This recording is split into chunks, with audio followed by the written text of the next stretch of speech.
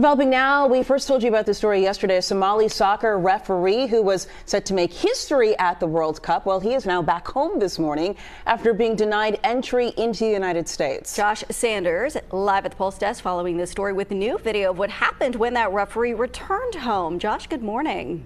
Well, good morning. Omar Artan was expected to become the first Somali referee to officiate at a World Cup. Now, new video just into the Pulse desk of Artan arriving in Somalia to a hero's welcome from supporters. This is after U.S. officials blocked him from entering the country ahead of the tournament. Take a look at this. Artan walking on the tarmac, surrounded by supporters chanting, waving Somali flags. This is after arriving in Miami from Istanbul over the weekend. U.S. Customs and Border Protection denied him entry. The Trump administration says Artan was refused entry over alleged links to suspected members of terror organizations. Now, officials say vetting uncovered what they called, quote, derogatory information, and the U.S. official later described him as a national security threat. Somalia's government says it tried to work with U.S. authorities and FIFA to allow Artan to enter the country, but those efforts were unsuccessful. Now, FIFA says it does not control immigration decisions made by host countries. The Somali Football Federation says it has not received a formal explanation. The decision by U.S. Customs officials last week to deny entry to Somali football referee Omar Artan is being met with blowback from fans and officials alike. Artan was set to become the first Somali to officiate a World Cup. He said it was the biggest dream of his life. The denial has affected Omar Artan, a referee who earned the right to officiate at the highest levels of world football and truly deserved that opportunity. His refusal will impact us because we wanted him to continue his work for which he toiled so hard. It will affect not only the football community, but Somalis at large. I think that they have a problem with my country, Artan told the New York Times. It's a feeling shared by residents of Somalia's capital, Mogadishu. I'm very sorry for what happened to Omar, who became the best referee in Africa in 2025-26. For him to be turned back is very disappointing, and we're extremely sorry for that. This is very damaging in every sense. This can damage his ambitions, it can hurt or damage Somalis, it can hurt all Somali youth, and it can also damage our government, the African community, and FIFA. Everyone really feels that this is strange. But equally importantly, we're cracking down on more than $19 billion in fraud that was stolen by Somalian bandits. Can you believe that Somalia, they turned out to be higher IQ than we thought? I always say these are low IQ people. How did they go into Minnesota and steal all that money? And we have, you know, they're pirates, they're good pirates, right? But we shoot them out of the water just like we shoot the drug boats out. They're not pirating too many boats lately, do you notice? When they go out into those boats, they want to take over $1.5 billion tanker loaded up with oil. And they say, we're going to blow up your boat. They have powerful weapons. You hit the side of the boat, you blow the whole thing up. The insurance companies are petrified, so they say, just give them the boat, we'll give them money instead. And I don't do that.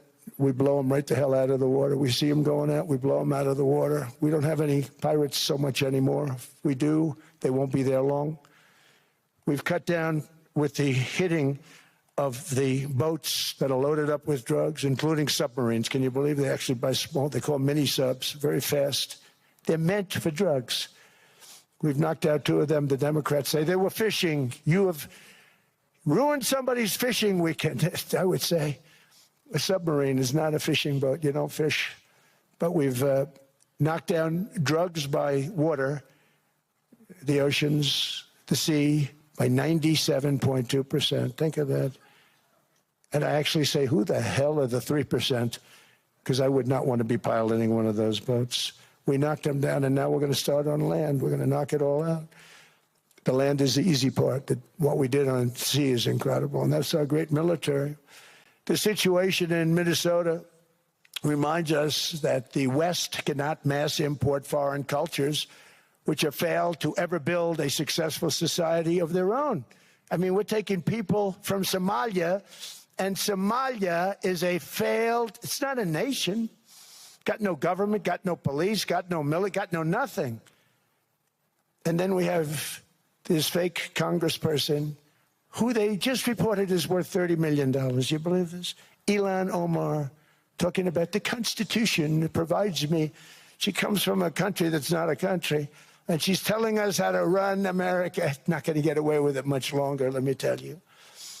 The explosion of prosperity and conclusion and progress that built the West did not come from our tax codes. It ultimately came from our very special culture.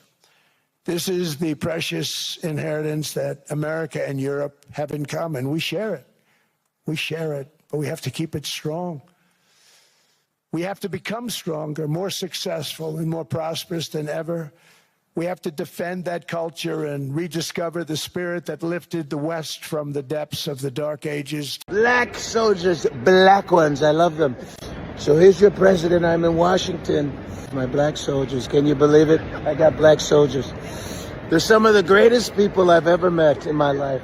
I surround myself with black soldiers just in case, so people think I'm so racist. I'm not racist. I'm farther from being racist. Look at my black soldiers, all three of them.